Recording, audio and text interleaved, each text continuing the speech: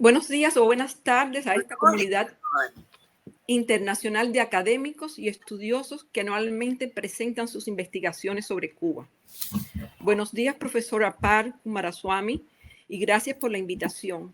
Mencionar en este espacio una de las tantas campañas de apoyo solidario a Cuba durante la pandemia es realmente un privilegio. Tiene además un valor simbólico en la propia concepción de Cuban Research Forum, cuyos investigadores íntimamente vinculados al quehacer en Cuba conocen a profundidad los retos que enfrenta el país en condiciones extremas de asfixia económica. Cubanos en UK, Asociación de Cubanos Residentes en el Reino Unido, comenzó a inicios de la pandemia en el 2020 la primera recaudación de 25.000 libras esterlinas para la producción de 250 ventiladores emergentes, ejecutando la compra de sus componentes que Cuba no pudo adquirir debido al bloqueo estadounidense. Esta oportunidad de incidir tempranamente en un equipo médico vital para la asistencia de los casos graves de la COVID fue posible por tener entre nosotros a la doctora Valia Rodríguez, médico y científica cubana en la Universidad de Aston en Birmingham, y su estrecha colaboración con el Centro de Neurociencias de Cuba en BioCuba Pharma. En el 2021, las recaudaciones han apoyado estratégicamente los ensayos clínicos de las vacunas Abdala y Mambisa, contribuyendo con ello a la conclusión exitosa de los estudios clínicos para el registro y utilización de las mismas en la campaña de vacunación nacional. Cubanos en UK, a través de las páginas para donaciones, ha ofrecido sistemáticamente a los donantes la información pertinente, desde las interferencias a nuestras recaudaciones provocadas por la extensión extraterritorial del bloqueo, también incluyendo las fotografías de arribo a Cuba de las mercancías que compramos, hasta la ejecución transparente de los fondos, cuyas prácticas han permitido cumplir nuestros compromisos con las partes involucradas. En estos momentos, la campaña contempla la adquisición de 200 módulos de 3 artículos básicos cada uno: esfigmomanómetro, termómetro digital y un oxímetro, utilizado por los médicos que llevan a cabo los ensayos clínicos de la vacuna soberana pediátrica en las poblaciones de niños entre 12 y 18 años y entre 3 y 11 años de edad. Más detalles aparecen en la página web que yo les voy a copiar ahora en el chat, pero también puede ser enviada por correo electrónico y se ha identificado esta última campaña como la lista de deseos. Agradecemos infinitamente esta oportunidad a los organizadores porque permite complementar vínculos de diferentes actores que tienen como motivación común Cuba y el éxito de su proyecto de vida.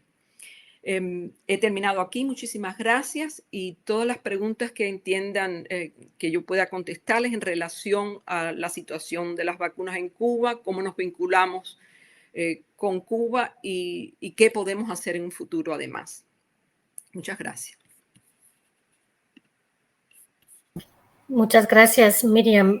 Cualquier pregunta, no tengan pena, por favor, háganle la pregunta directamente a Miriam. Yo, para abrir un poco la conversación, Miriam, estuvimos hablando ayer, ¿no? Porque yo creo que mucha gente quiere ayudar, pero no sabe muy bien cómo hacerlo. ¿Cuál es la vía más segura? ¿Cuál es la vía más responsable de hacerlo, no? Porque sería una cosa mandar medicamentos sueltos a individuos, que uno lo puede hacer perfectamente, pero otra manera más sistemática, es muy bueno que nos hayas dado una pista para eso, ¿no? Entonces, tú me mandaste el enlace y nos lleva a una página de Amazon, ¿no? Donde está la lista de deseos de los varios equipos y los sets, los juegos de equipos que hacen falta. Y sería, ahí está en el chat, ¿no? Sí. Pero sería una manera segura de hacerles llegar. Y entonces, ¿nos puedes explicar un poco? Yo creo que sería bueno que explicaras un poco cómo está la situación, porque aquí hoy salió en el periódico que para noviembre dice el gobierno cubano que van a empezar a abrir las fronteras a extranjeros, ¿no? de una manera más abierta. Bueno, no es para garantizar nada, ¿no? Pero ¿cómo ves la situación ahora? ¿Qué nos puedes decir sobre la situación de la pandemia? Hay varios puntos en relación a eso último. Ya hay evidencias por los análisis que hacemos en las presentaciones que hace Durán diariamente, que las vacunas cubanas son eficientes. Porque tal como sucede aquí, el número de contagiados o positivos a la COVID es grande, porque la vacuna no impide o no protege de adquirir el virus, de que el virus nos entre, pero son mucho menos los casos de muerte. O sea, están en las provincias que ya están totalmente vacunadas, como La Habana. Para una población tan grande como La Habana, los números de muerte siempre son por debajo de 10, lo cual es un índice de que está funcionando la vacuna.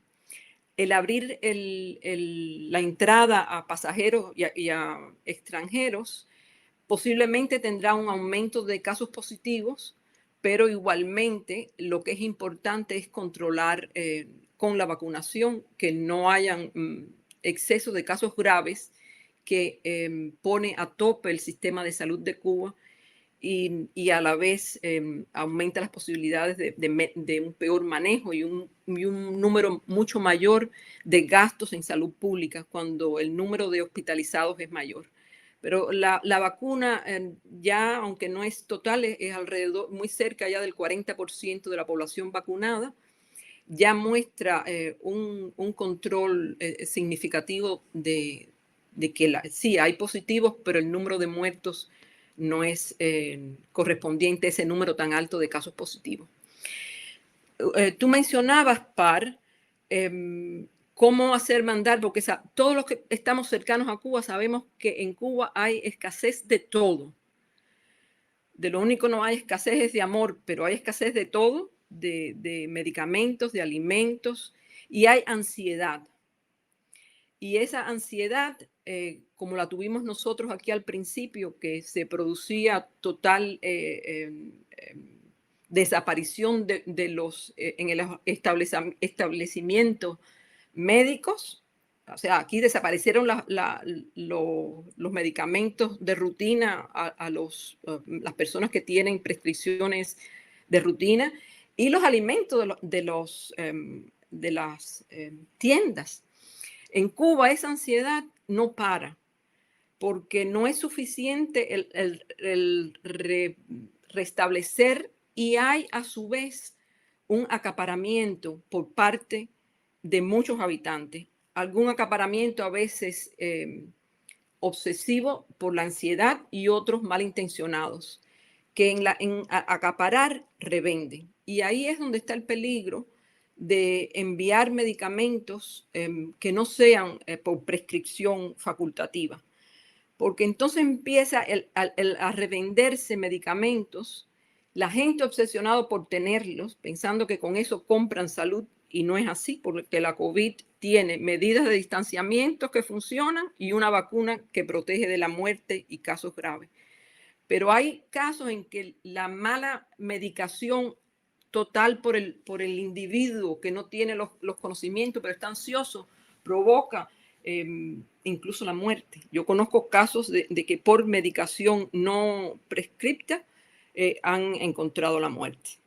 Entonces, si vamos a organizar algo a través de envío de medicamentos, mi propuesta es que se sigan las pautas de coordinar quienes organizan las donaciones con la entidad de Cuba que suministra y distribuye y que tiene conocimiento de los medicamentos, de la calidad del medicamento que llega a Cuba y dónde se puede distribuir. Que Cuba puede decidir, por ejemplo, si los medicamentos van al médico de la familia, que el médico de la familia puede tener la máxima autoridad y conciencia de cómo y a quién distribuir sus medicamentos y persuadir a veces al paciente de que el medicamento que desean no es exactamente necesario, no hay que tomar antibióticos contra un virus, etc.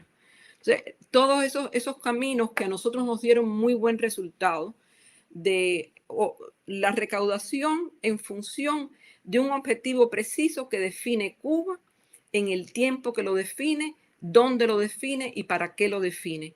Y nosotros ejecutamos ese pedido que necesita Cuba, porque necesita de todo, pero hay prioridades. Cuando es el ensayo clínico, si no hay ensayo clínico culminado, no se puede hacer la vacunación final. Si no hay los ventiladores emergentes antes de que estuvieran las vacunas listas, también hay dificultades con los pacientes. Entonces siempre hay que tener esta visión objetiva de apoyar estratégicamente en lo que hace falta. No sé si alguna otra pregunta.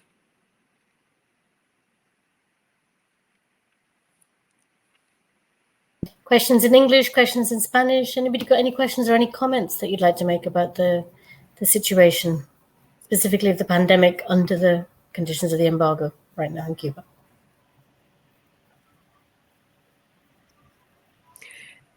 I also would like to say that it is very important for Cubans to know by facts that they are not alone.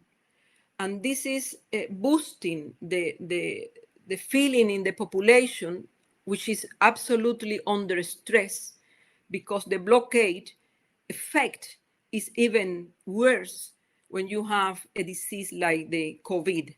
Then the population need to know that they are not alone.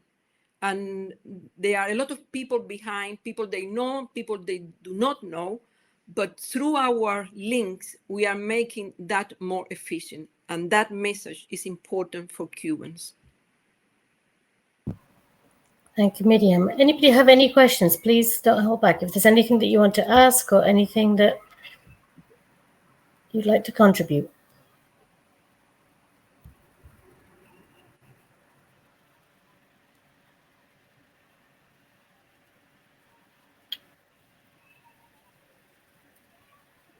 I think maybe you've explained it so well, Miriam. En la página web van a ver mucha más información detallada. El tamaño de la población del ensayo clínico de niños, qué regiones se está llevando a cabo, los trabajos que hemos hecho, por ejemplo, los ventiladores emergentes. Nosotros compramos las partes de la compañía que Cuba no pudo adquirir porque fue comprada por los Estados Unidos, por una compañía norteamericana, y ya estaba incluida dentro del bloqueo económico. Pero es posible que todos esos equipamientos también se articularon a investigaciones de universidades aquí, la University College London, que puso en la internet los prototipos para construir los ventiladores, y los investigadores cubanos lo utilizaron. Y nos dieron un prototipo también del modelo que ellos hicieron para que se enviara a Cuba. Eso formó parte también de la donación. Y es importante fortalecer los lazos de interacción entre científicos competentes de ambas partes para ayudar en la situación de pandemia, que es natural, pero también formó parte de este proyecto. Muy bien. ¿Alguna pregunta? Does anybody have a question or a comment that they want to make?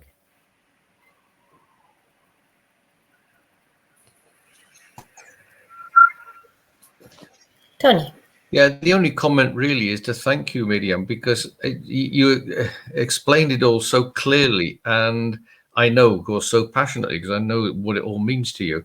And I found that very useful indeed. You said everything we need to know at this stage. So many thanks for starting the whole conference with that. It's been useful. Thank you. Okay, thank you, Miriam. Y ya tenemos el enlace. Cualquier otra pregunta? Any other questions you've got about this issue? Miriam, as the London representative of Cubanos en UK, is in UK, will be somebody who can really help on that front. So you know that you're already very busy, but you may be a little bit busier. But that's how you like to be. So thank you again. Thank you. Bueno. Ok, vamos a pasar a la primera ponencia. Anne, ¿estás aquí? Aquí estás. Muy bien. So, Anne Luke, who's the very first of our speakers in the conference. Anne Luke, who is giving her paper, Who Might We Be? a post-humanist reading of the subjectivities of young activist travelers to Cuba in the 1970s. And I'm going to take this opportunity to say to Anne and everybody else who's presenting, the technological problems are just very small problems. If something goes wrong, it doesn't matter. We're not going to get stressed about that. I'm certainly not. We're going to do our very best. So Anne is going to try and screen share. If it doesn't work, we're all going to be very patient over the next 4 days. We will, venceremos, we will overcome. Jitsi and other things. So Anne, have a go. And if not, shout out and we'll give you a hand. Thanks very much, Pa. Equally, shout out if you can't hear me, can't see the presentation, etc. But I'll give it a go. Here we go. So it should be sharing my screen. Is that working correctly? And you should see my presentation in front of you. Could you confirm that, Pa? Yep, we can see that. Okay. We can move it along one slide just to make sure that it's moving. That's good idea. Yep, perfect. Right. So I'll get going, and I want to start just by saying a very big thank you, Pa, for arranging this conference. The first of many thank yous you'll hear over the next 4 days, I think. It looks a wonderful program, and I'm really, really looking forward to the next 4 days of my life. It makes a great change from the more mundane things in the everyday life of an online lecturer, as the rest of us will, as everyone will know. So who might we be? A post-humanist reading of the subjectivities of young activist travellers of the 1970s. Where does the inspiration for this come from? First of all, it comes from my interest in youth and activism, and a kind of annoyance that I've constantly had that young activists are taken not quite seriously enough.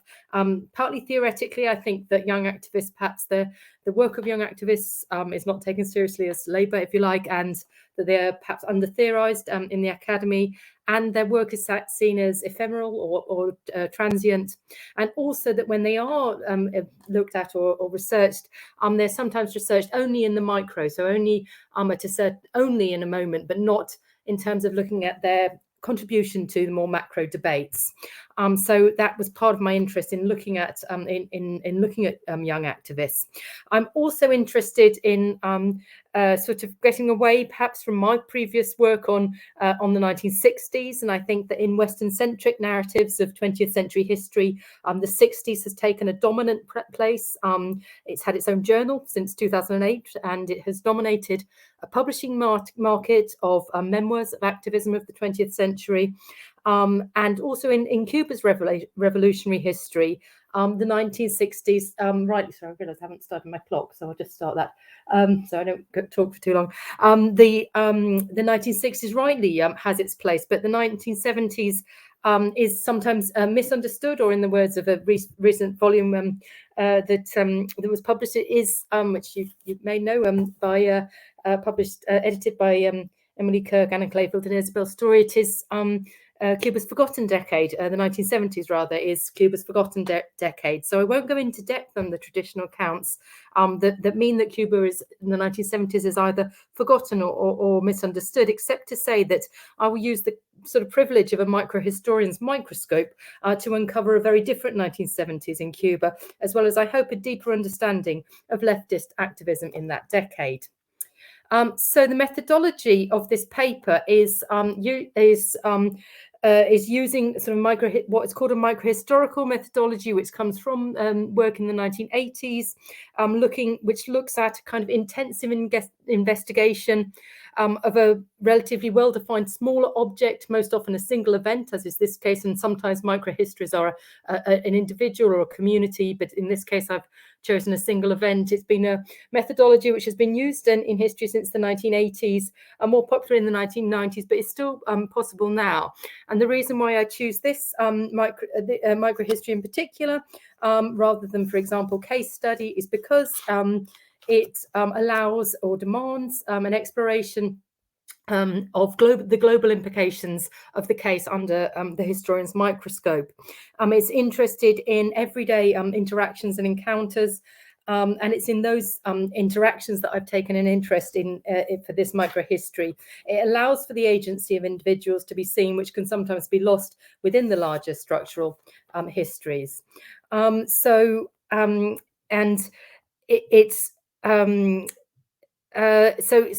it seems that we can kind of using the lessons learned from a microhistorical approach, we can, quote, recreate world history in the light of the lessons learned from microhistorical approaches. A key to doing microhistory is in the evidential paradigm, which involves a minute analysis of signs and clues in the sources. So the way in which I read the sources of this history looks at a very in-depth, deep use of sources, and I look at encounters very closely at encounters between person to person and person to and material encounters as well in my use of sources. So what is this microhistory? Well, as you might know from the title, it concerns young activists who travelled to Cuba in 1978. The single event is the 11th Festival Mundial de la Juventud y los Estudiantes, which took place in Havana from the 28th of July to the 5th of August in 1978. I don't know, it's the audience here who are Cuban specialists. It may not need too much introduction, but just to introduce youth festivals in general. These were launched in 1945 by the World Federation of Democratic Youth, and prior to the Festival of 78, between 1945 and 73, they were held in Europe, all in Europe, in Prague, Budapest, Berlin, Bucharest, Warsaw, Moscow, Vienna, Helsinki, Sofia, and Berlin. The 11th festival was the first one to be held outside Europe and the first to be held in the developing world. The majority of delegates that travelled to the festival in 1978 were from revolutionary or communist or socialist groups, but not all of them. And they travelled from the socialist world, but also from what we now call the global south, and from the capitalist world. So there, in total, there were over 20,000 young people in over 140 delegations. The age of the young people who travelled to Cuba, the youngest I know of was 16, and the older of the young delegates were certainly in their 30s or 40s, so not terribly young, but the majority were sort of probably between 16 and 30. 1978 in Cuba was named the Año del Undécimo Festival, and the festival marked a year of sort of national mobilization, or 8 months anyway, of national mobilization towards the aims of the festival. And the image you see at the bottom here, Flores para el Festival, shows people in Cuba making flowers to put into the welcome bags for the delegates to the festival. It also marked a part of the 1970s, which saw a renewed focus on youth and young people, and the festival was used to launch the Código de la Niñez y la Juventud, which was effectively an early statement of children's rights. And the festival was also used to rename the Isle of Pines the Isle of Youth, Isla de la Juventud, some 11 years after promising that this would happen. And it's fair to say, really, a bit of background on the festival, that the festival was like none of its predecessors. It did incorporate many political activities. It put imperialism on trial. That was the most sort of high profile of the political activities of the festival. But the essential focus of the festival was social and cultural. Soft politics took precedence. And I haven't got it here, but the festival song had very sort of dulcet, soft tones. So which gives kind of a feel for that kind of soft politics of the festival. For this project, for the project which I'm presenting today, I haven't explored sources from the young travellers from the socialist world, and this is partly for linguistic reasons on my part. So I've only accessed sources in English or Spanish. I've also sort of looked at sources in Italian and Portuguese as well, and I have accounts which are either accounts which were on return in 1978 or oral history or memoir from Dominica, India, Senegal, South Africa, Portugal, Spain, the United Kingdom, St. Lucia, and the USA. So I'm still collecting data for this project, and I'll put my ask in here that if you do know of anyone who was at the festival, I'm still conducting oral history interviews, so please send them in my direction. But I also would like to say that my results at the moment are partial. What I'm reporting on, I am still collecting data for this project. So when I came to sort of analyze the data, I found that I needed a different kind of analytical strategy than what I'd used before. And I found, and this is where sort of the posthumanism I talk about in the abstract has been a useful kind of tool of analysis to try to understand these young activists who were in Cuba in the this historical moment in the late 1970s. And why posthumanism? Well, I think because it has allowed me, when I was analysing my data, to escape that kind of humanistic fixity on the subject and the kind of normative or Western, or if you like, masculinist assumptions in the category of the human, which exclude and discriminate, and I quote Braidotti here, both between humans, let alone between humans and non-humans. Most controversially about this theoretical and analytical stance is that to me at least, was that it highlighted the limits of hybridity for this case. I found that hybridity didn't really work. I didn't have the comfort, if you like, with the participants I was dealing with, of the kind of singularity of a shared history or an assumption of a shared future, which you might have if you were talking with diaspora studies. So the kind of fractured subjectivity or the moving subjectivity that posthumanism allowed made it much more useful as an analytical tool. According to Braidotti, posthumanism is both situated and partial. It doesn't define the new human condition, but offers a spectrum through which we can capture the complexity of the ongoing processes of subject formation. So it sees a constant change, and again, that's very useful. So we can start by questioning who might we be, and move from there to a position of where we can realise that we are both what we are ceasing to be and what we are becoming. All these young activists could be at the same time what they were ceasing to be and what they were becoming. This kind of non-unitary subjectivity, according to Braidotti conceptualizations, and I'm borrowing these conceptualizations from Braidotti, is very appealing for a student of youth like myself, not least because youth is often minoritized, stereotyped, or read in very traditional ways, which doesn't really allow much wriggle room for producing the subject of youth as a subject. It's and this allows youth subjectivities to be affirmative, as Braidotti calls it, rather than oppressed or oppressive. And it allows a route for youth subjectivities, these activist subjectivities, between empowerment and entrapment. And I think there is a lot of entrapment of youth within those dominant discourses. So it allowed a route for these activists of empowerment and what Braidotti calls affirmation for these young activists. So what did the data tell me using this analytic strategy? I think what I did was I looked at encounters. I looked at sort of most of the kind of the way I analyzed the data was by looking at subjectivity as a kind of socially mediated process of relations, and I did this by looking at encounters. So I started off by looking at encounters of discomfort, what I call them, or negotiating discomfort through encounters at the festival. And I've got sort of quotes and ideas on my next few slides. So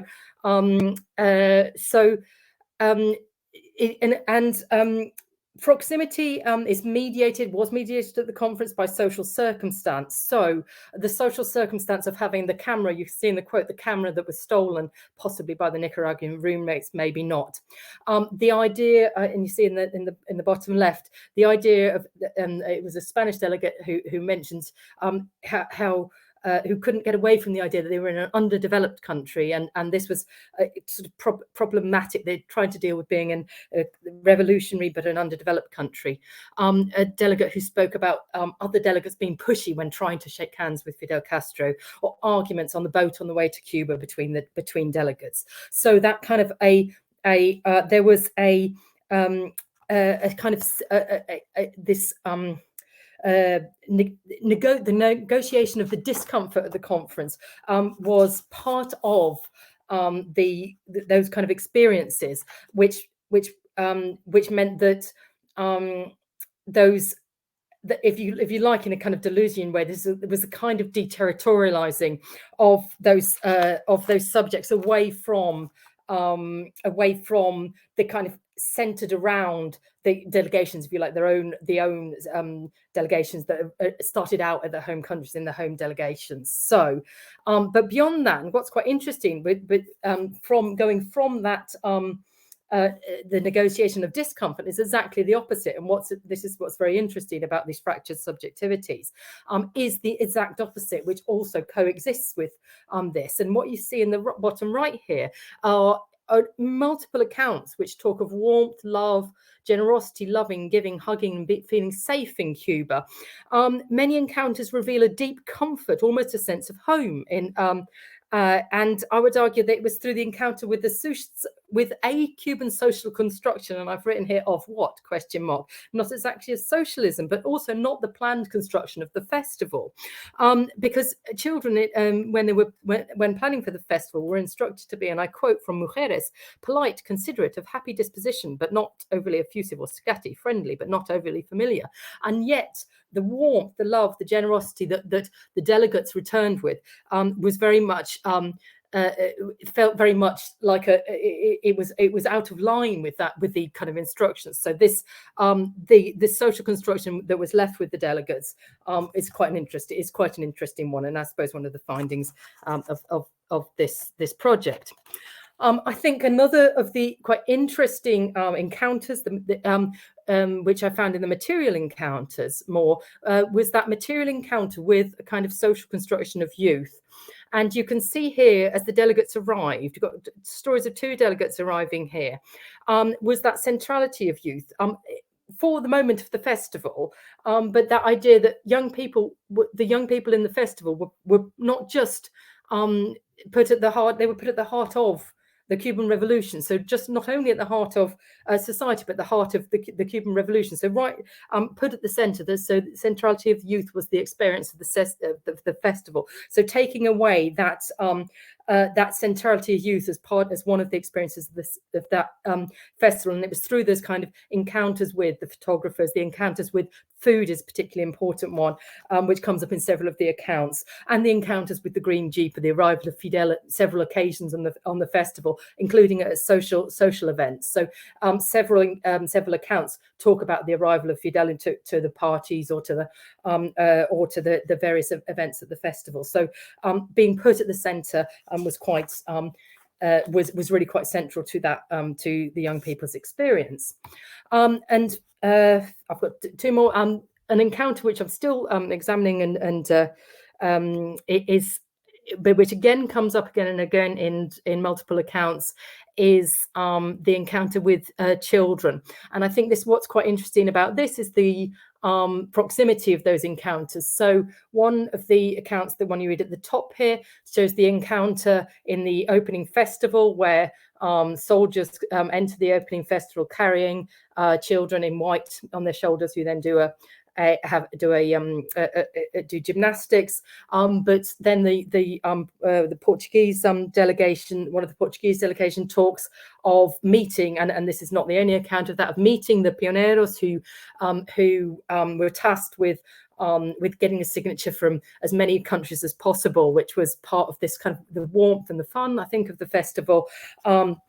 And part of those encounters, the encounters with children, was a really interesting part of many accounts of the festival. But I think, as well as that encounter with children that you see in that the kind of close encounters with children on the streets, I think you also doing the signatures in the Pioneros books.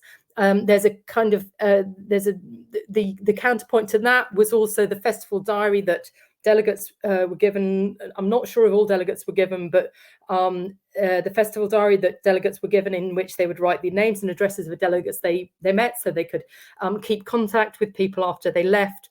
But I think which was more of a message book where people could write messages to people. So not just the names and addresses, but also those international messages. And what's interesting is what you can see in that diary, what I can see as a historian, is you see encounters which are both south encounters, but also north-south encounters, or west encounters between the west and the south. And I think the encounter, and that's quite an important part of the event. So and one quote from a delegate from India: "I discovered Africa at that event." So you see those south-south encounters, which is quite crucial, really, to the role of that festival. So and eventually and the encounters, and the international encounters included formal but also informal encounters at parties on the Malecon, but also at formal events, and also romantic encounters. but ending with a festival which, and I quote here from one delegate, was devastating to leave.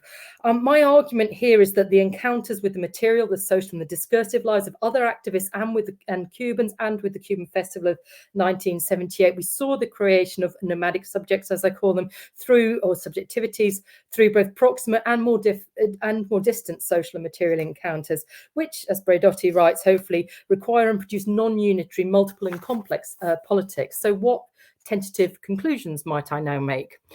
Firstly, on youth activism.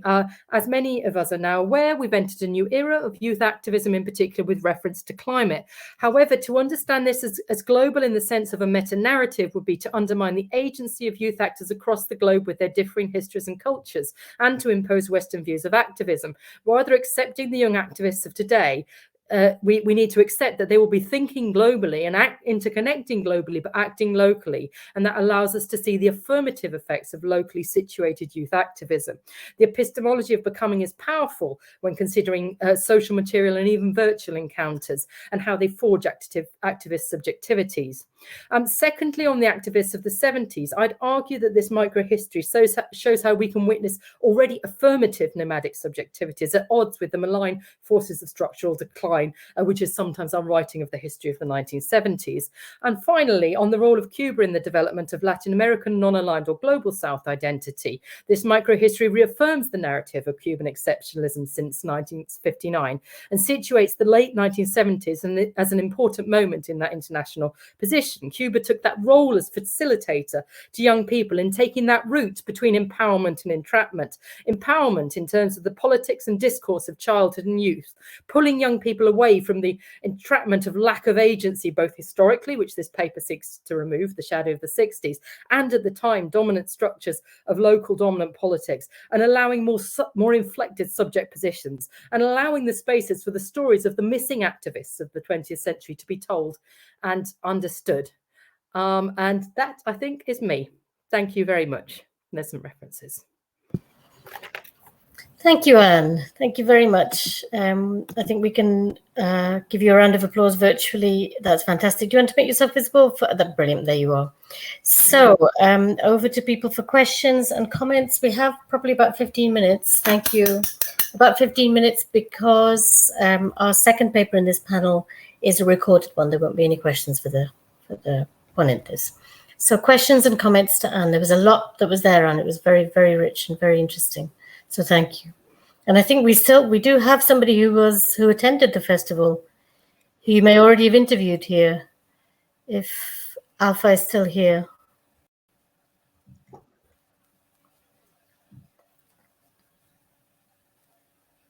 Hello. Yeah, I'm here. Yeah, I'm here. Yeah. There's no obligation to ask a question, Alpha. I was just going to put the spotlight on you for a second. It's a real life example. That's all. Well, I mean, and talked about the festival and the youth activism, and I just like to have a little bit of kind of not comparison as such, but just to talk about the 68 movement and the 78 movement, and 10 years separation. The 68 were more like a movement that followed the era of decolonization in the developing world, especially the Francophone Africa. Whereas with the youth getting globally aware of what the capitalist system were doing, and how they had this political consciousness of trying to transform their society, to become active to become agents of change within their own societies. And that movement was absolutely global in the sense of it actually started within the capitalist system and within the developed world, in what you call. Whereas the 1978 was more like a bottom-up. It was more like those who were oppressed, those who just fought for their independence. because the context of 1978 was followed, was the Vietnam War, 75, the success of the Lusophone countries, the former Portuguese colonies in Africa, Angola, Mozambique, Guinea-Bissau, and then and globally, also the non-aligned movement trying to assess their independence vis-a-vis the two blocs in the Cold War. So that movement also was global, but from the south, not from the north. And that's what is interesting. But both movements were a kind of a consciousness that all the youngsters were playing a major part in society, something that they never done before, if you see what I mean. So from that consciousness, a new light came about in terms of how society is regulated. And the consciousness brought about change, meaning useful change. Obviously, it started with the social democracy, in the example of Tony Blair and then Gerhard Schroeder in Germany. But at least a managing of the capitalist system. But now the ball is turning back into the domination of capitals in the global world. So my question would be, what is the next move from the youth? Is it with the Black Lives Matter? Is it with the Extinction Rebellion? But we see again this dialectic process being played again, with the youth coming back again into being conscious about the political situation, the environmental situation, and also the race issue. So it is a very optimistic tableau that I see in front of me. Feel free to answer now, Anne, if you'd like to. Yeah, I think I agree. I think and I think that I think what we're seeing now is in a way a similar kind of overlap of issues in a way that you know, but I think that we also are seeing in a similar way that we did probably that you see in sort of in the discourse even in the 60s and 70s, a kind of almost a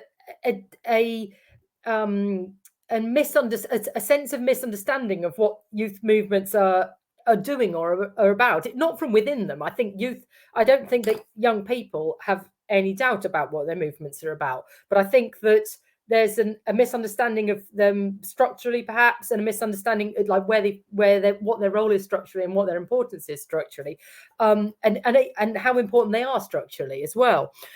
So I mean, what's the next move? I mean, I think it's a very interesting time for youth movements in general. But I do also think that, I mean, as I say, if we're to learn lessons from history, it's that the global and the local they interact rather than being the same. And I agree absolutely with what you say, that the generation of 78 was a global South generation. And I think that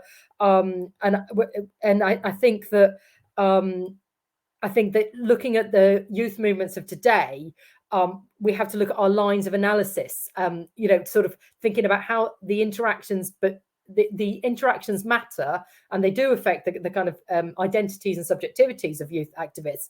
But we need to appreciate that those kind of differing youth movements they might look global, but they're situated locally. I think that would be my perspective on it. That the global movements are powerful in their local activism. I think. Yeah, that's right. Yeah, agree. But the interactions matter. I suppose that's the point of the paper, is to say those interactions do matter. Yeah. So that interaction in Cuba was vitally important, but it's not the same for it was vitally important in a myriad of ways. Yeah. Thank you. Other questions or other comments? Either you use the chat. If you don't use your microphone, is fine as well.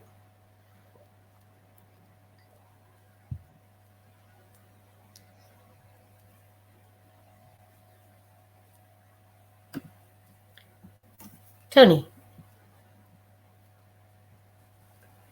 Okay, thanks, Anne. A very quick question. I know already in number of examples of people who went on that tour, that visit, or another similar visit, and who came back enthused by it and indeed made their way into solidarity movements and so on. Did you come across many who were absolutely the opposite, who were changed by it, as in, well, I thought it was going to be X and it turned out to be Y? So in other words, we know how it shaped the left, but did it shape anything else? The answer is not yet. As I say, I'm still, well, what I would say is that they aren't, not every account is, I mean, a couple of the memoirs have said, well, obviously I think differently today. So some of the memoirs some of the memoirs are sort of, they're still quite, most of the memoirs are quite positive, but often with a caveat, I think differently today and that sort of thing. But I haven't come across any accounts which are completely, where the actual experience was off-putting. Although even with the stolen camera or the, you know, there was another, can't remember what the other really sort of traumatic, the stolen camera was definitely a traumatic experience, but there were other experiences which were difficult. And of course, for young people, to go to often the other side of the world, it was a very, very big deal. So even the excitement and it was a very, you know, and very exciting, and you know, and the travel often wasn't direct travel from, you know, the home country to Cuba. It was via a third country. There was a lot of, you know, but I haven't come across anyone yet who said no, that completely just made me decide against, you know, that this was the wrong route. So I mean, it may be because the delegations tended to be made up not entirely of young socialist groupings, but generally anti-imperialist groupings of some sort. But there were church groups as well who sent delegates, so it wasn't only, and Rosa says, I knew Peter Mandelson was on it, yes, and Charles Clarke as well. So some of the very much people you wouldn't associate, and it was people who were in student politics, from the sort of with the capitalist world. Delegations. Although if you look into the sort of Spanish and the Portuguese delegations, they were very much I mean, if we take the time of the late 1970s, they were very much the young communist and the young socialist delegations, whereas the British delegation seemed to be quite. British delegation was. I haven't gone there too much in the British delegation, but there's a whole story of its own about the British delegation, so which I haven't gone into too much detail because I wanted to make it a transnational study, because I think that there. So I haven't interviewed Mandelson yet, so no, I've been considering it. Thanks. Thanks, Tony. Other questions, other comments, either in the chat or if you want to just make yourself visible or audible and ask your question.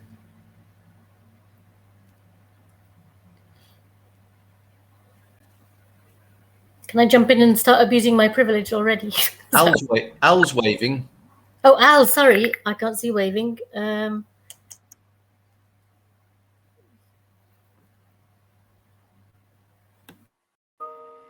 You're on mute, Al.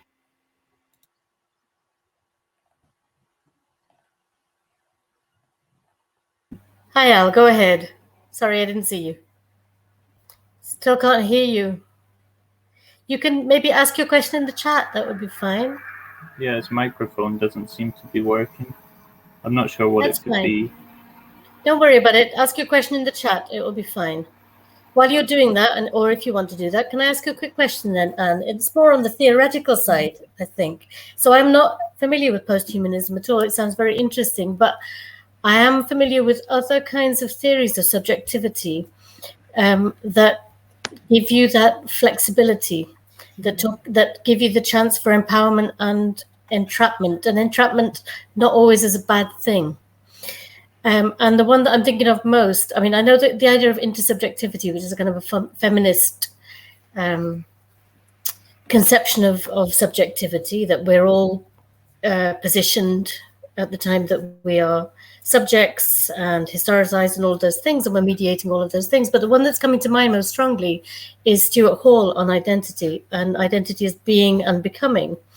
And when I explain it to my students, I kind of say, well, yes, we are all becoming, but sometimes, and it's often in relation to Cuba, feeling a sense of being as a fixed identity is not necessarily a bad thing. Yes, it can be entrapment, but it can also be that security and that comfort that you're talking about. So did you feel that it's not just about this, because, you know, the idea of constantly moving and constantly being repositioned and repositioning yourself sounds quite nice sometimes, but sometimes it's got to be incredibly disturbing, discomforting as well. Yeah, I mean, it is one of the difficulties with that posthumanist model, because it kind of allows so much flex. And I mean, I think what I do love Stuart Hall, I have to say, and I do get that. I suppose I think because of that, because this was so taking people so kind of out of context, you take people from, you know, even if people traveled within a group, in a group of, you know, young socialists from the UK or from Portugal, from from South Africa to Cuba, it took people so out of context. That flexibility was quite a useful kind of, theoretically, to have that kind of dislocation, I think.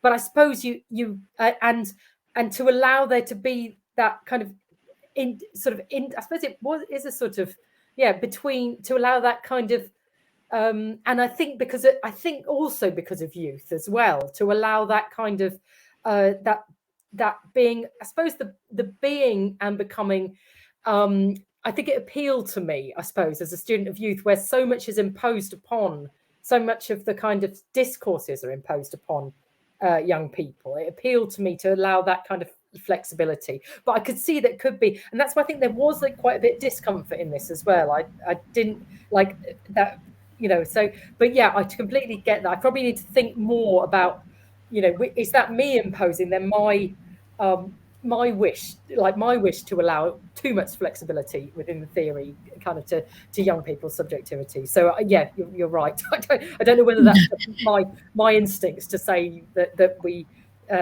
to kind of prevent that entrapment within the powerful discourses. So yeah, and it's mostly just because it reminds me a lot of the stuff that I looked at in relation to testimonio, of becoming, actually being, calling yourself Cuban through doing things for the revolution, whether it was alphabetization or whatever, but especially young people who felt that they were just nothing, they were invisible, or they were just this kind of free floating being, until they were anchored by action.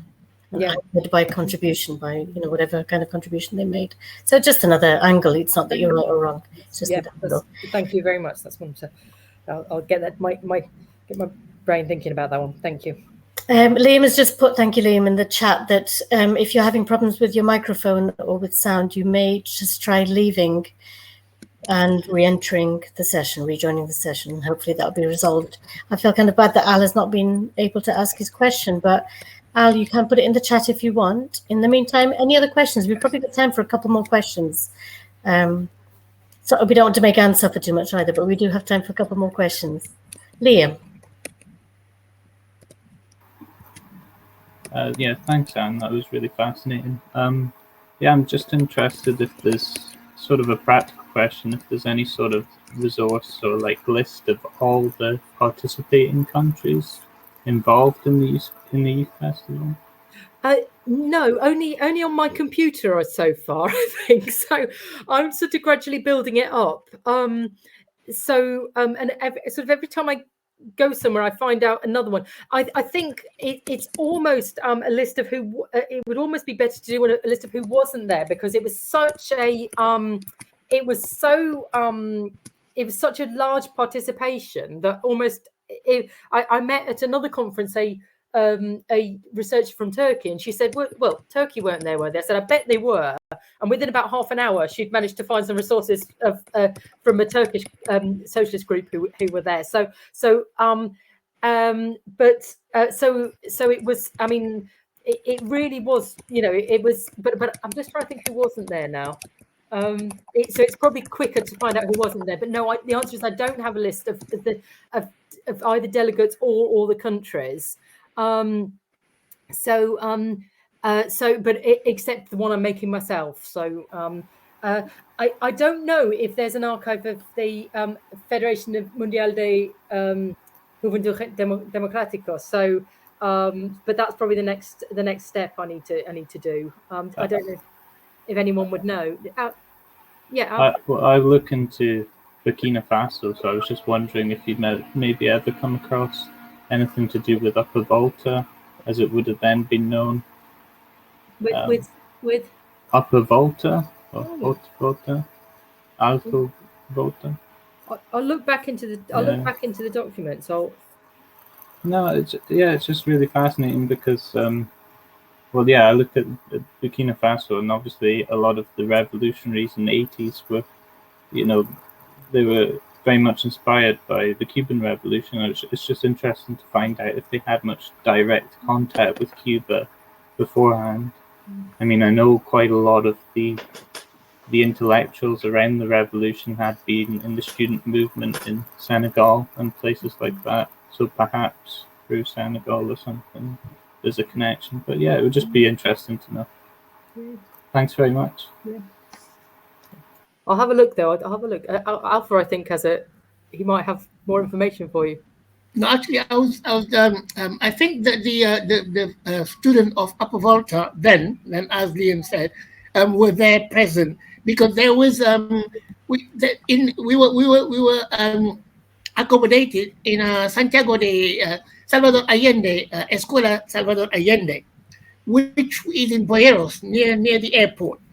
And I remember going to a meeting, which was a meeting of North African and Sub-Saharan African militant comrades, and I think Burkina Faso was represented because they did have in France then, in the student where the Federation of African Students called FAYANF, there were Burkinabes in there. Well, I mean Upper Volta. They were in there. So, and they probably were members also of the International Student Union, IUS, which was based in Prague, and which were the umbrella upon which we went to Cuba. But I just wanted to say, just to add a little bit of the meeting with different people. I mean, in 1976, while we were in Paris demonstrating against Moroccan invasion to the Western Sahara, the Democratic Front of the Polisario, which was the movement that was leading the struggle against Sahara independence, Western Sahara independence, we were fighting, we were writing articles, we were demonstrating, and it was interesting to go to Cuba and then to meet those comrades from Sahara, and then to realize that what we were doing without actually meeting them in person was something to do with a real situation of people who were fighting for the independence and for the liberation. So to see them and to discuss with them and to tell them what we've been doing, it was a wonderful exchange in Havana. And also to meet up with Maori students, people from East Timor, Aboriginal students. So those were something that was, I mean, really life-changing for us to see the globality of the movement, that it was just not, your local is very important, the national important, but it was also encompassing the global people fighting for their liberation. And that was really heartening. So I thought I'd just put that in. Thank you, Alpha. I think that Alpha and Anne, I think there's a whole conference just on this coming soon, or at least a symposium. Miriam has put in the chat, I didn't want to distract you while you were talking to Liam, but Anne, have you included in your study how the testimonies correlate with documents emerging from the working sessions of the festival? I haven't done that yet, Miriam, partly because I've been looking at it sort of from this sociocultural side rather than the more political side, because most of the sort of working sessions were on things like anti-imperialism and the debt crisis, and so I haven't actually looked at, but bizarrely, I haven't spent a lot of time on the political side of the festival. So that would be another angle that I just haven't gone there yet, I suppose. So, and it's partly just to keep it manageable, I suppose. But yeah, that's certainly somewhere that's another kind of route to take. Yeah. Excellent. So if there's no last comments, anybody have any very brief last comments? And if not, we can let Anne enjoy all of the rest of the conference. You're now done. But any last comments before that? And certainly a round of applause. Thank you very much, Anne. Thank you. Thank you. Okay, so I'm going to ask you all to close your eyes and dream of wonderful things, and I'm going to find the documents for the next paper, which are an audio file and a PowerPoint. So just take a couple of minutes. Tony, if you'd be so kind, you could maybe read out the names and the title of the next papers, which is Marlene and co. And in the meantime, I'll do that. Yep, the two presenters are Marlene Moreno Sosa, the three of them, Marlene Moreno Sosa, Rosa María Ferreiro Rodríguez, and José Angel Valdor Illana. All three of them from the Centro de Promoción Cultural Navarro Luna in Manzanillo. And the title of the paper is La perspectiva generacional en Cuba desde la formación estético ciudadana de los jóvenes. They sent this sometime a week or so ago, didn't they? I think, or a few days ago. So we should have everything ready. So yes, I've just noticed in the chat, Samuel Fure, all the way from Havana. Samuel, bienvenido. Qué bueno que estés con nosotros. Un abrazo. So yeah, this comes to you from Manzanillo. It's quite a thing from the Centro de Promoción Literaria. I'm going to see if I can now share the PowerPoint, and there's an audio to go with it, so just bear with me.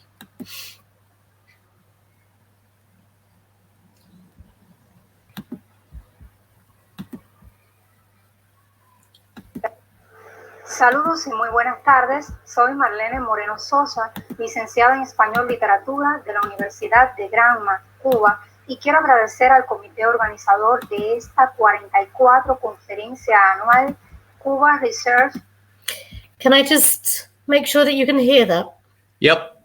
Forum 2021, y en especial a la doctora Par Kumaraswamy por invitarnos a participar en tan magna cita.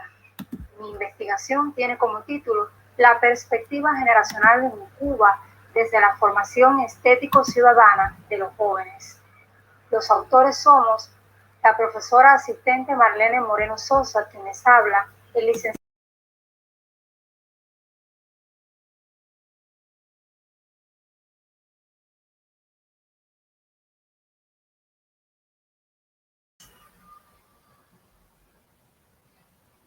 The sound's gone.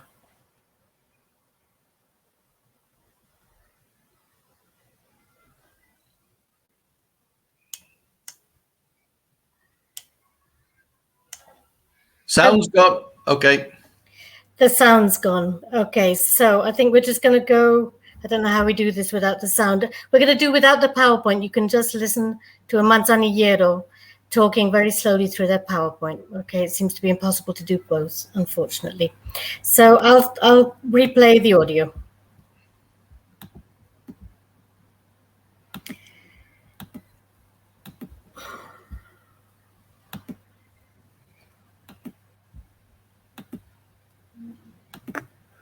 Saludos y muy buenas tardes. Soy Marlene Moreno Sosa, licenciada en Español Literatura de la Universidad de Granma, Cuba, y quiero agradecer al comité organizador de esta 44 conferencia anual Cuba Research Forum 2021, y en especial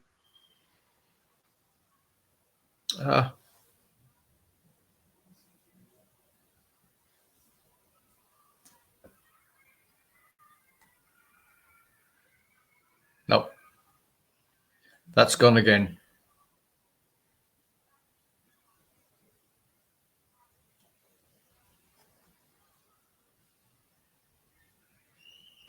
Has it gone again?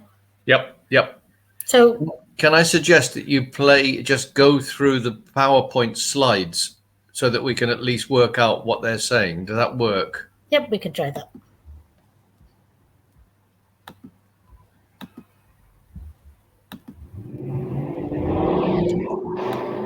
Can you all see the PowerPoint? Yeah. Okay, so la perspectiva generacional en Cuba desde la formación estético-ciudadana de los jóvenes. And the objective, el objetivo es valorar la perspectiva generacional en Cuba desde la formación estético ciudadana en los jóvenes. Bueno, voy a leerlo, yo creo que sería mejor. Múltiples han sido los estudios realizados en torno a las perspectivas generacionales en Cuba. Sin embargo, aún son insuficientes los que tratan este fenómeno desde la educación estética y ciudadana. Es decir, una mirada inclusiva a los más jóvenes en las actuales generaciones adultas a través de un proyecto sociocultural cuyo fin sea una educación ciudadana responsable, sensible y participativa desde la literatura.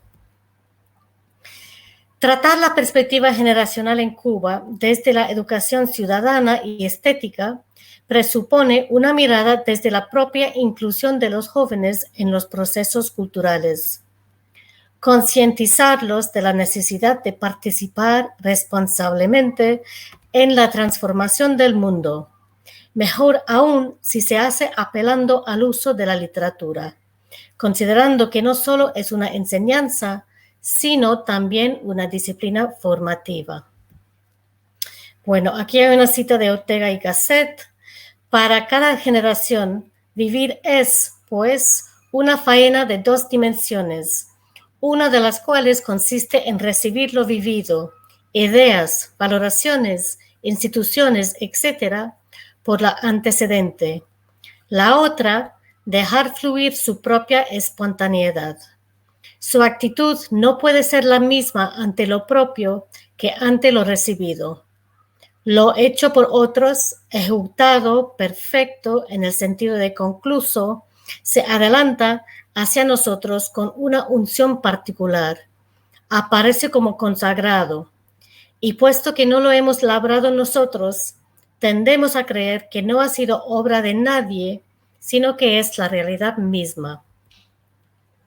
Siguiendo con Ortega, la realidad de la vida consiste, pues, no en lo que es para quien desde fuera la ve, sino en lo que es para quien desde dentro de ella la es, para el que se la va viendo mientras y en tanto que la vive. De aquí que conocer otra vida que no es la nuestra obliga a intentar verla no desde nosotros, sino desde ella misma, desde el sujeto que la vive. Y si me perdonan, tiene mucho que ver con lo que acaba de presentar Anne. Siguiendo a los autores de la ponencia. En el actual escenario cubano confluyen ideas generacionales que difieren en cuanto a maneras de ver los procesos culturales y sociales. La mayor parte de la población es adulta, otra en camino al envejecimiento y confluye un grupo que es el de los más jóvenes. Estos últimos con nuevos modos de comportamientos, muchas veces que entran en contradicción con los modelos ya preestablecidos. Inciden otros factores a considerar en el comportamiento de los grupos poblacionales más jóvenes en Cuba. La compleja situación económica, la escasez de recursos que hacen la vida más confortable debido al arreciamiento del bloqueo y a fenómenos como la aculturación. Entonces, del problema científico, ¿cómo abordar la perspectiva generacional en Cuba desde la educación ciudadana y estética de los jóvenes? Ese problema tiene su dimensión estética. La dimensión estética es la posibilidad que tiene el ser humano de interactuar consigo mismo y el mundo que lo rodea desde su propia sensibilidad, por lo cual le permite apreciar lo bello. Mediante esta dimensión, puede expresar su mundo interior de forma tangible, en la forma como viste, como escribe. Los componentes de esta dimensión son la interacción, la sensibilidad, la belleza y la percepción. Componentes de la dimensión estética. La interacción consiste en relacionarse con la realidad, ya sea consigo mismo o con el mundo, lo cual le permite al sujeto apreciar la belleza, expresar su mundo interior y dar sentido a la vida. La sensibilidad se produce por el contacto entre los sentidos y la realidad.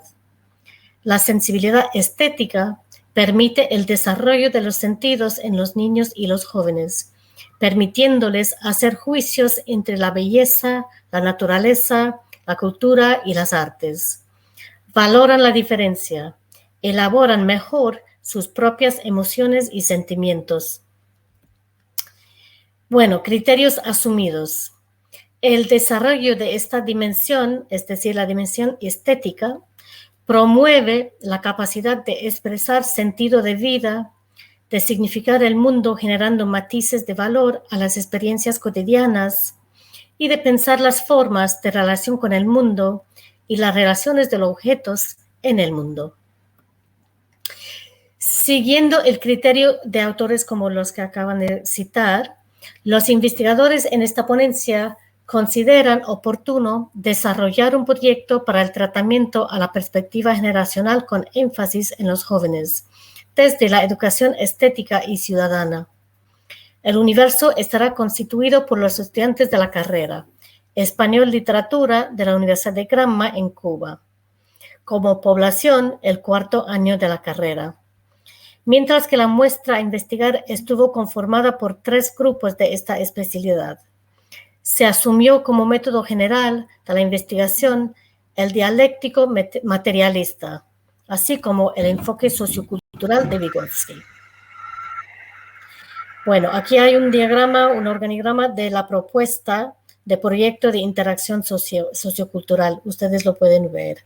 La Universidad de Granma abajo y Ediciones Orto, que es la editorial principal de Manzanillo, la única de Manzanillo, que se aloja en el centro mismo, el Centro de Promoción Cultural. Han desarrollado un sistema de actividades para definir objetivos generales y específicos del proyecto, un cronograma de trabajo, de fechas, responsables y los principales autores. Han definido el concepto de educación ciudadana, así como las dimensiones con las cuales se trabajarán. Y van a declarar las principales metas a lograr por cada uno de los actores participantes, es decir, la Universidad de Granma, en esa carrera de Español Literatura, y el Centro de Promoción de la Cultura Literaria Manuel Navarro Luna, donde se encuentra, como les acabo de decir, Ediciones Orto. El sistema de actividades también incluye caracterizar la colección Pulso y Onda de Ediciones Orto, con la cual se va a trabajar, así como los fundamentos para su selección. Seleccionar obras y autores de la región del Golfo del Guacayanabo, definir valores con los cuales se va a trabajar, trazar indicadores que permitan medir estos valores e interactuar con creadores de la región del Golfo del Guacayanabo. Todo eso llegará a la creación de sitios digitales que sirvan de materiales bibliográficos para la carrera de Español Literatura de la Universidad de Granma, con la obra y la biografía de los autores seleccionados. También una visita a la enciclopedia digital del Centro de Promoción de la Cultura Literaria Manuel Navarro Luna. Incluye también participación en los espacios socioculturales de la institución cultural. Incluye intercambio con creadores y realización de actividades de impacto en la Universidad de Granma, Cuba y en la institución cultural del Centro Manuel Navarro Luna, y la creación de espacios radiales y televisivos dedicados a los jóvenes universitarios. Bueno, llegando a las conclusiones. Indiscutiblemente, entre los distintos grupos generacionales, siempre habrá diversidad de criterios, maneras y estereotipos disímiles. Esto no impide el desarrollo y la convivencia. No se trata de crear modelos cerrados que tracen coordenadas para analizar los comportamientos de los más jóvenes desde fuera, sino de lograr acciones que los sensibilicen, desde la participación responsable con la propia sociedad. Y para terminar, las últimas conclusiones, la literatura no es solo una enseñanza, sino es también una disciplina formativa. Por tanto, podría ser una vía para desarrollar el gusto estético, la sensibilidad y la humanización de los sujetos participantes en los procesos sociales, intergeneracionales y culturales. Este proyecto no es la solución total, pero sí un aporte o vía para contribuir a paliar las brechas que hoy se abren entre generaciones. Muchas gracias. Bueno, vamos a volver. Eso. Para los ponentes. No vamos a obligarles a hacer preguntas sobre una presentación que acabo de leer yo, pero si alguien quiere hacer algún comentario, es curioso, Anne, aunque sean viniendo de perspectivas y de lugares tan distintos, hay ciertos puntos en común, ¿no? Vamos a dejarlo así. ¿Alguna intervención, algún comentario, alguna pregunta? Alex, habla, por favor. Buenos días.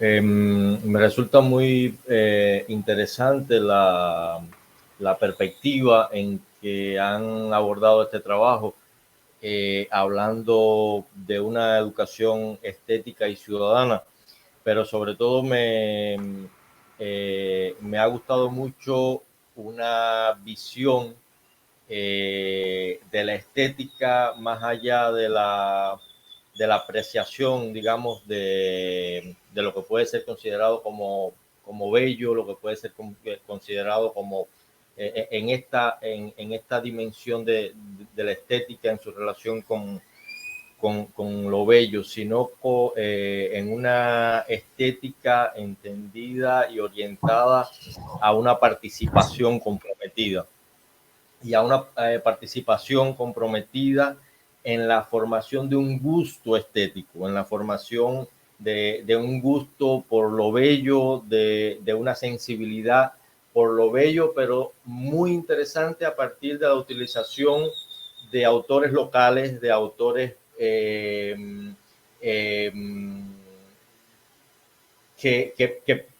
le permiten a esas personas que están siendo formadas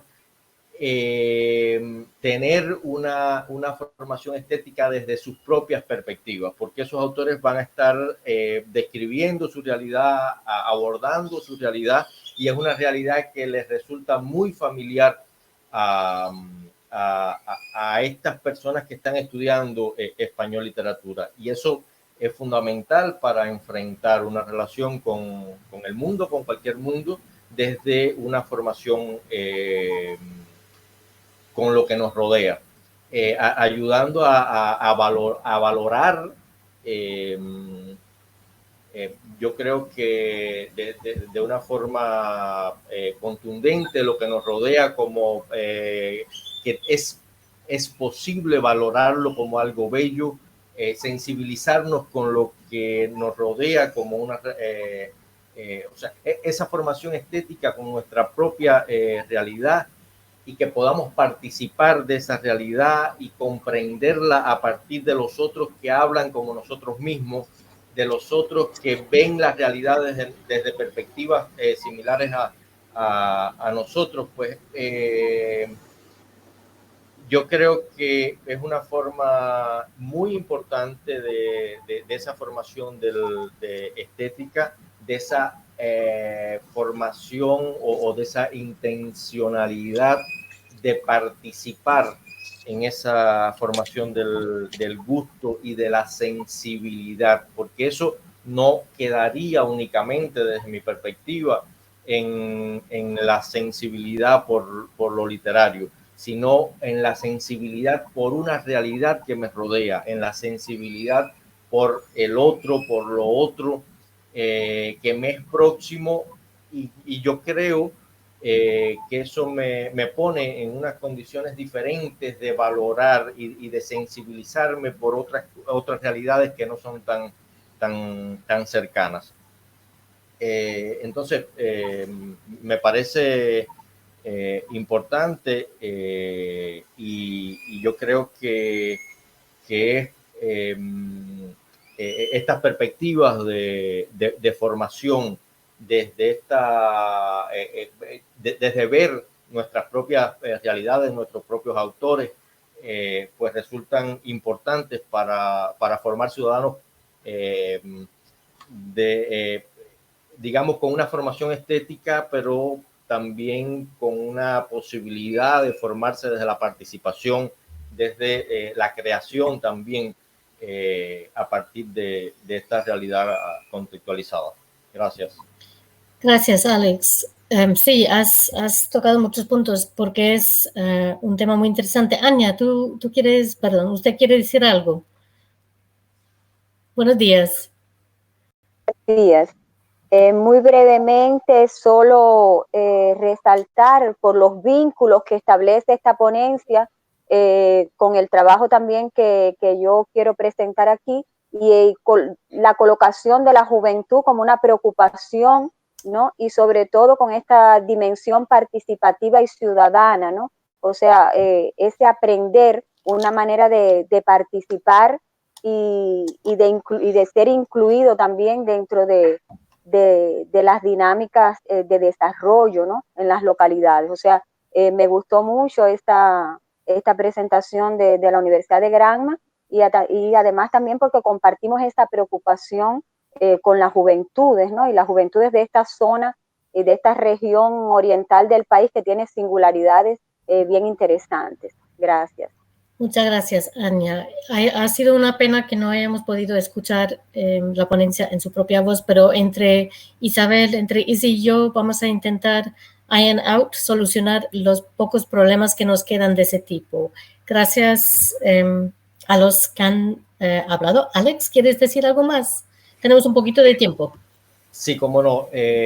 Anya tocaba un aspecto importante, y es la juventud y la necesidad de formación. Y los que tenemos experiencias en contextos cubanos, Granma, o sea, yo soy de Holguín, y toda mi experiencia está relacionada con mi práctica en Holguín, o la mayor parte de mi experiencia, pues sabemos lo importante que resulta para los jóvenes atender determinados tipos de formaciones que se escapan de lo meramente académico, que van más allá de atender otras necesidades que son también formativas, y que muchas veces la educación las obvia, no las ve, no las lee, no las tiene en cuenta en los procesos formativos. Y esto también es algo importante a resaltar, creo yo, en el trabajo. Gracias, Alex. ¿Algún último comentario, alguna pregunta? Bueno, pregunta no, algún comentario más, alguna intervención antes de pasar al siguiente panel.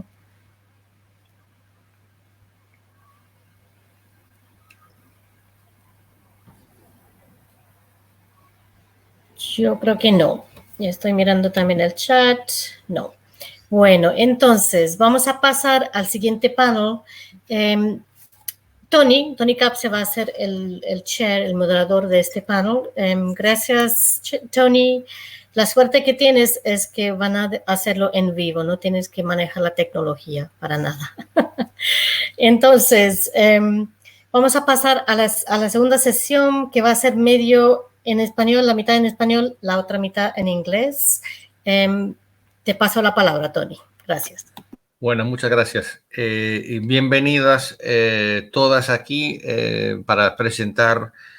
Y empezamos porque esta sesión se trata, como ven ustedes, sobre lo que llamamos la ciudad y el campo, pero realmente es más el campo que la ciudad. Pero la primera ponencia de Anya se trata más directamente de la relación entre los dos. Entonces, empezamos con esto. Bienvenida, Anya Pupo Vega. Dice aquí Universidad de Holguín y en otra parte de Santa Catarina, pero yo supongo que no son dos personas. Sí, sí. Buenos días. Yo trabajaba en la Universidad de Holguín, y en estos momentos estoy en Brasil aún, cerrando esta etapa de mi doctorado, que ya defendí la tesis, y bueno, estoy en esta etapa de encerramiento, ¿no? Entonces yo quería compartir con ustedes esta ponencia en Brasil, en la Universidad de Santa Catarina. Disculpen, no aclaré. La la ponencia Ciudad a la Vista, un poco para reflexionar sobre la emigración de las personas jóvenes a la ciudad. En este sentido, en mis investigaciones en Holguín, fundamentalmente en el oriente del país, constaté reiteradamente la negación al origen campesino de algunas personas que no querían ser reconocidas, que habían nacido en contextos rurales, la existencia de estereotipos, de prejuicios con relación a las personas que conviven en estos contextos, entendiéndolas como atrasadas, guajiras, el incremento también de la emigración y la percepción de la emigración hacia espacios urbanos como un indicador de éxito, y visto también como una circunstancia de fracaso el posible retorno a sus lugares de orígenes. Y todo esto me lleva a reflexionar sobre cuestiones relacionadas con este medio rural y cómo pueden marcar estas vivencias y estas percepciones, las formas en que las personas se perciben en estos contextos y cómo perciben a la vez estas condiciones de la ruralidad. Y me lleva también a la comprensión del espacio como una categoría robusta, como un marcador social de las desigualdades que me permite hacer lecturas y problematizar una realidad tremendamente compleja y plural. En esta relación que se establece en las maneras de percibir y vivenciar los espacios, define también la permanencia o la impermanencia, o sea, la salida de ellos. Y en este sentido, las personas más jóvenes elaboran los proyectos de vida, o sea, es una etapa donde se definen los proyectos de vida, y sería interesante saber cuáles son las condiciones que tienen o no en estos contextos para concretar estos proyectos. En las miradas académicas de Cuba, los espacios rurales han estado bastante limitados, o sea, han sido limitadamente estudiados, y este vacío es aún mayor en las ruralidades del oriente del país, o sea, de las 5 provincias orientales, y dentro de este vacío la juventud rural también marca un vacío importante dentro de los estudios académicos en el país. A partir de estos referentes, yo pretendo relacionar estas categorías, o sea, espacios y juventudes, con marcada intención en los espacios rurales. La metodología utilizada en mis investigaciones privilegia el paradigma cualitativo. Trabajo fundamentalmente con las narrativas, o sea, la historia oral, y grupos focales, grupos de discusión, entrevistas grupales e individuales, y fundamentalmente los resultados que traigo son de dos municipios, fundamentalmente en este caso Cacocún y Calixto García, conocido como Buenaventura. Entonces, ¿cómo colocamos lo rural? O sea, la categoría urbano-rural es un binomio más de la mirada occidental de la historia de la humanidad, que al marcar la sociedad por pares o por binomios, resalta más que en los nexos precisamente las polaridades y lo contrapuesto y la desigualdad. Y a partir de estas visiones dicotómicas, ¿no? Rural, urbano, atrasado, desarrollado, cultura, naturaleza, masculino, femenino, o sea, a partir de estos rígidos binomios en cuanto a lo rural, ha sido generalmente expresado en el lenguaje urbano. Por ejemplo, en la Oficina Nacional de Estadísticas de Cuba dice que el asentamiento rural es aquel que no contempla las condiciones desde donde se describe el asentamiento urbano, o sea, como si la categoría rural no tuviera esa capacidad para nombrarse a sí misma y tenga que acudir a ese otro que es entendido generalmente como opuesto para hacerse visible, para nombrarse y por tanto para existir. La otra categoría también que coloco en mi foco es la categoría juventudes, o sea, me gusta hablar en plural porque no es una categoría monolítica ni para nada homogénea. No es lo mismo la juventud en los contextos rurales que en un contexto urbano, ser joven con 19 que con 29 años, en fin, es una categoría compleja por las etapas en que la subjetividad transita, y que va a estar atravesada por múltiples dimensiones biológicas, sociológicas, y la manera en que estas dimensiones se interrelacionan. ¿Cómo es definida, o sea, la juventud rural? En este caso yo tomo el referente de Cumber y Locke, que hablan, que me gusta mucho el hecho de no anclar a esa subjetividad un espacio, no dejar esa subjetividad rehén de un espacio, sino que la entiende como un sujeto que se relaciona con un modo de ser específico vinculado a una realidad donde el mundo del trabajo y el mundo de vida se funden y se confunden, o sea, no rehén de un espacio o de una situación concreta, sino como un articulador de prácticas de vida. Entonces, pensando en estas categorías, espacios, ruralidades, juventudes, es importante resaltar la preocupación de académicos y académicas y de organismos internacionales sobre el hecho de que en el medio rural está viviendo actualmente la mitad de las personas que nacieron en esos espacios en los años 70. O sea, es una preocupación que se reitera, y Cuba tiene singularidades específicas con relación a este envejecimiento que se expresa con determinadas particularidades también en esta región oriental. O sea, abarcar esta complejidad de las categorías de análisis es interesante y es un desafío también para las ciencias sociales. En cuanto a Cuba, es importante referir que las provincias orientales están reflejando reiteradamente, o sea, históricamente, índices de desarrollo por debajo de la media nacional. Y es interesante también el hecho de que las personas jóvenes de las provincias orientales representan más de la mitad de la juventud del país, en este caso un 51.56, y también más de la mitad de la juventud rural. O sea, esto es un dato importante. Si vemos también que la población rural del país es un 21.5 de la población total, y la juventud, o sea, la población joven de esa cubana, que representa el 4.8 de la población total. O sea, son datos que nos hablan de cómo se va reduciendo la población rural y marcadamente la población joven dentro de estas estadísticas. Yo quería entonces colocar aquí las voces de las personas entrevistadas en estos estudios, y donde